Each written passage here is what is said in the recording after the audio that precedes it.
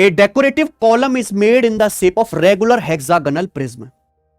देखो एक कॉलम बनाया गया है, यानी एक शोपीस टाइप का बनाया गया है, जो एक प्रिज्म है, और प्रिज्म का जो बेस है वो क्या है, रेगुलर हेक्सागन। प्रिज्म क्या होगा, बॉटम से लेकर टॉप तक एक जैसा होगा, ठीक है, कभी पतला दुबला नहीं होगा। बॉटम अगर हेक्सागन है तो टॉप भी उसका हेक्सागन होगा। तो कॉलम है रेगुलर हेक्सागन की शेप प्रिज्म का। The side length of its base is 10 centimetre. तो प्रिज्म का जो बेस है हेक्सागन, उसकी साइड कितनी है, 10।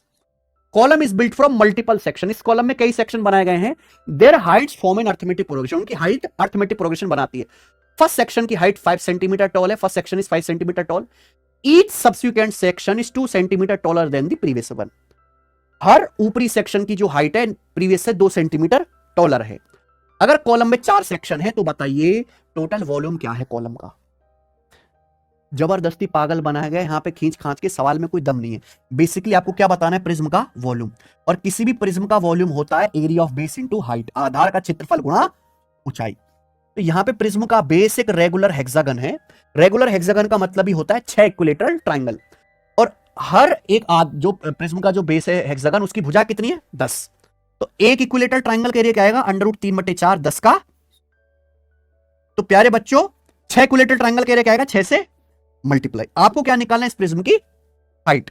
अब आप जैसे ये देखो मेरे भाई, ये हेक्सागन है, ठीक है, आप इसको मिला दो टॉप से बॉटम, ये बन गया प्रिज्म। बोलो प्रिज्म बन गया। इसमें 4 सेक्शन बना दे इस तरीके से ना, 4 सेक्शन, 1 2 3 4 करके, ठीक है बच्चे। अब यहां पे जो पहला सेक्शन उसकी हाइट कितनी है, 5।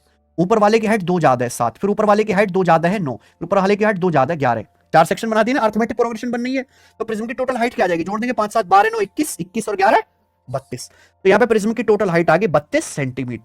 सेंटीमीटर में है ना, हाँ। तो वॉल्यूम किस में आ जाएगा, सेंटीमीटर। तो 4 अट्ठे, तो 6 अट्ठे 48, और ये इंटू 100, 48 √3 आ गए, है ना।